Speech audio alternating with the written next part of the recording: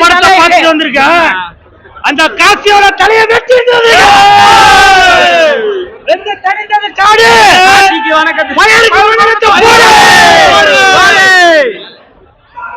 அந்த ஹீரோ வந்திருக்கானப்பா.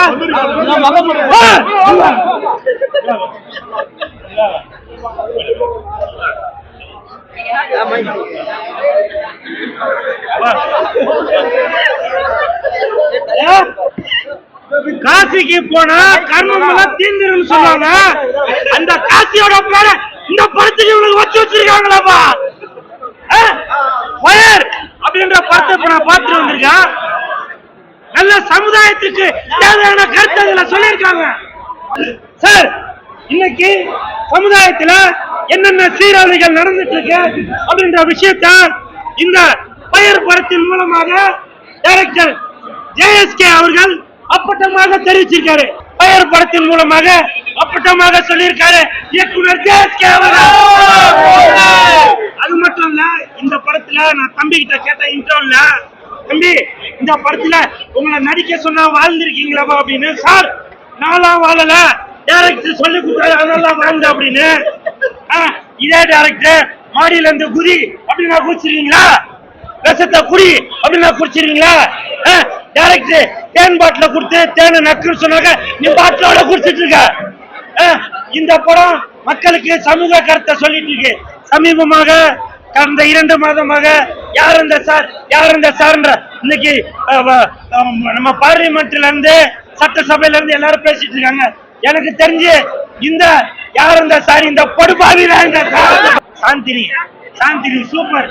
நீங்களும் அந்த அழுகிற சீன்ல சென்டிமெண்ட் சீன்ல சூப்பரா பண்ணிருக்கீங்க. உங்களுடைய தாத்தா நடிச்சிருக்காரு, அவர் பேர் தெரியல, ஜீவாவா, அவரும் நல்லா பிரமாதமா நடிச்சிருக்காரு. எங்கடா அது டாய்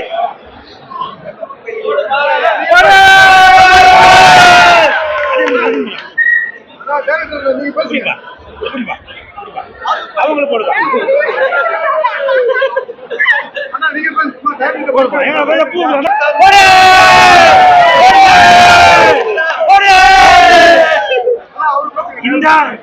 இந்த ஃபயர் படத்தை பாருங்க. சமூகத்துக்கான ஒரு நல்ல விழிப்புணர்வை கொடுத்திருக்காரு இயக்குனர் அவர்களுக்கு என் மனமார்ந்த வாழ்த்துக்கள். தம்பிக்கு அவர் மனமார்ந்த வாழ்த்துக்கள். இனிமேட்டு மறுபடியும் கூப்பிட்டா பிக் பாஸ் போவாத, சரியா? ஓகே, 2 தனிந்தது காடு போடு. சார், என்ன சார் அவசரம்? சார் இங்கதான் போறாரு, புரியுதுங்களா? பேசுகிறாரு. அனைவருக்கும் நன்றி. சுரேஷ்க்கு நன்றி.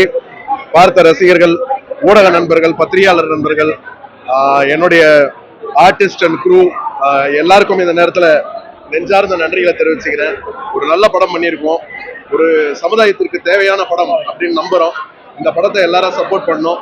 இந்த படத்துல இந்த நெகட்டிவ் ஷேட் கேரக்டரை பாலாஜி தவிர டெஃபினட்டா வேற யாரும் பண்ணிருக்க முடியாது. அதுக்கு இந்த நேரத்தில் அவருக்கு இந்த நேரத்தில் நன்றிகளை தெரிவிச்சுக்கிறேன். என்னோட ஹீரோயின்ஸ் சாந்தினி, சாக்ஷி, ரச்சிதா, காயத்ரி ஷேன், இப்படி மொத்த பேரும் அந்த காட்சிகளுக்கு உயிரோட்டம் கொடுத்திருக்காங்க. ஒரு நல்ல படைப்பு, வந்து பாருங்க. நிச்சயம் அவசியம் பார்க்க வேண்டிய ஒரு படமா இருக்கும். நன்றி, வணக்கம்.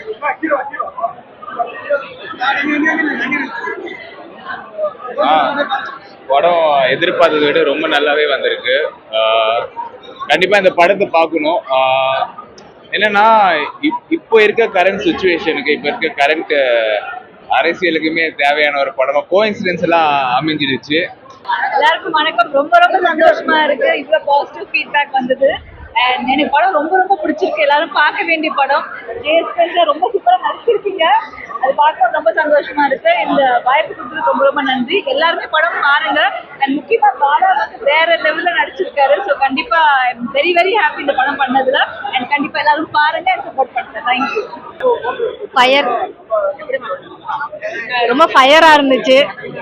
ரொம்ப ஃபயர், உண்மையிலே ஃபயர் மூவி ரொம்ப ஃபயரா இருந்துச்சுன்னு சொல்லலாம். பசங்கள்லாம் பயங்கர ஃபயரா இருப்பாங்க, பார்த்துருப்பீங்களே வெளியே வரும்போது. அந்த மாதிரிலாம் இருந்தது. ஆனா கேர்ள்ஸோட இம்பார்ட்டன்ட் காமிச்ச விதம்லாம் சூப்பரா இருந்துச்சு. உண்மையிலே என்ன இருந்தது இந்த படத்துல உண்மையிலே பாலா சார் வாழ்ந்துட்டான்டா மனுஷன் அப்படிங்கிற மாதிரி தான் இருந்தது. உண்மையிலே நடிச்சாரா உண்மையிலே வாழ்ந்தாரான்னு தெரியல, வாழ்ந்தா யோகம் தான் அப்படிங்கிற மாதிரி தான் இருந்தது. அதுக்கு அதை தாண்டி வந்து சாக்சியோட கேரக்டர்லாம் சூப்பரா இருந்தது. மீனாட்சி அவங்களோட அந்த ஒரு சில விஷயங்கள எனக்குமே அந்த ஒரு விஷயங்கள் ஒரு சில இடத்துல காட்டின மசாலா மட்டும் கொஞ்சம் கம்மி பண்ணி காமிச்சிருந்தா ரொம்ப நல்லா இருந்திருக்குமோன்னு தோணுச்சு. அந்த ஒரு விஷயம் கேர்ள்ஸுங்கிறதுனால பிடிக்கல, பசங்களுக்கு எப்படின்னு தெரியல.